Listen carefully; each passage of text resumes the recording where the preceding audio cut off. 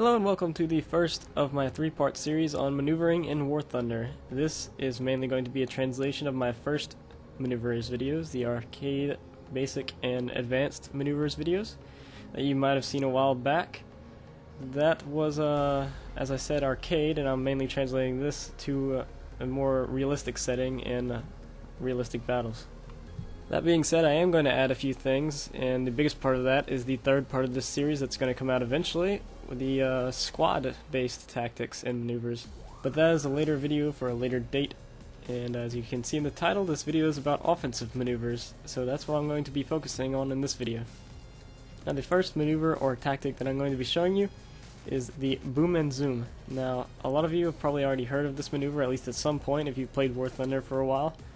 It's essentially just the most pure, basic form of energy fighting. It's just converting altitude to speed, diving on your target, and then converting that speed back into altitude by zoom climbing up and away from your opponent.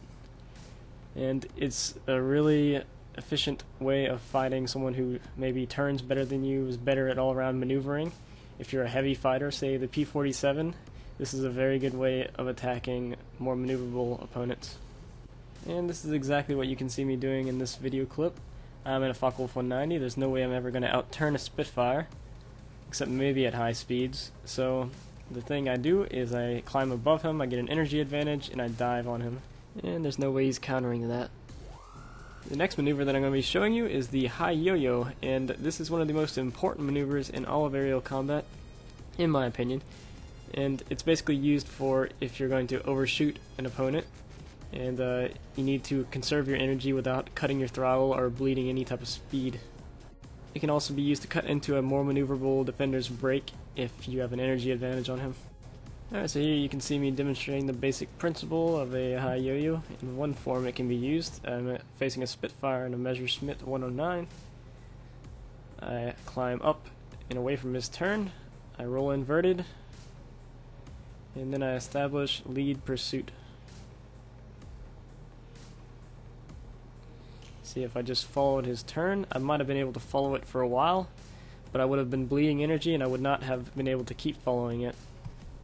And now here you can see a basic diagram of a low yo-yo, and the principle of a low yo-yo is you're just trying to cut into the turn of a more maneuverable opponent, and it's not really as energy conservative as a high yo-yo, but it's pretty effective.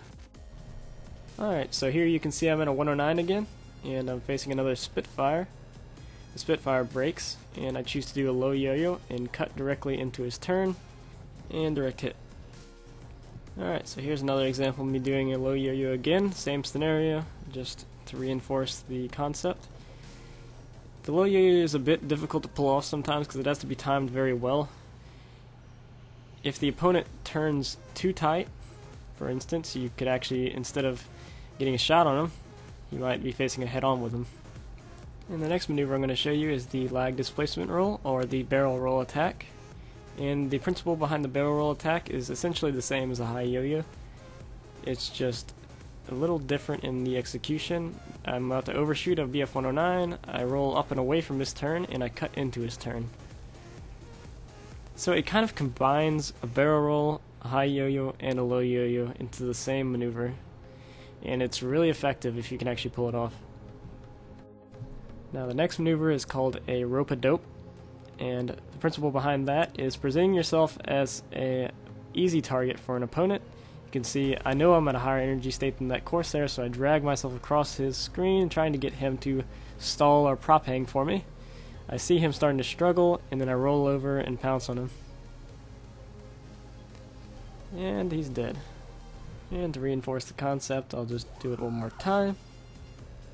See, there's a P-47 there. He thinks he has enough energy to get me, but I just came out of a dive. So I'm just going to prop hang myself a little bit. I see him starting to stall, and I immediately roll over and pounce on him.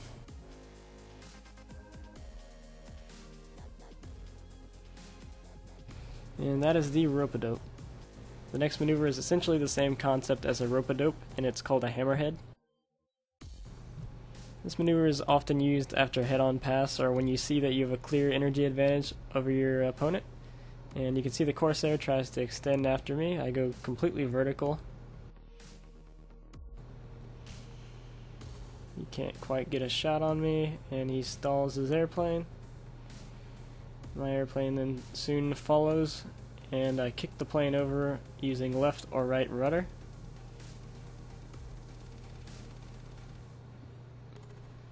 And then you get a clean shot on a stalled opponent.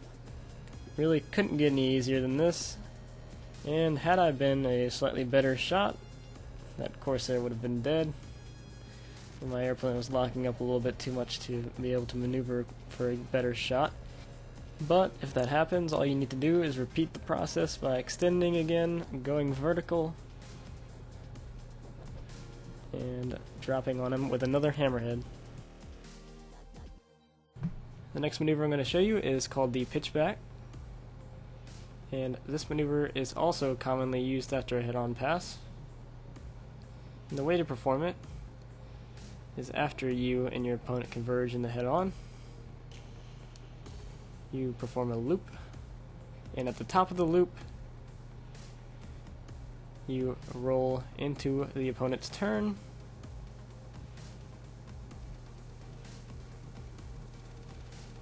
and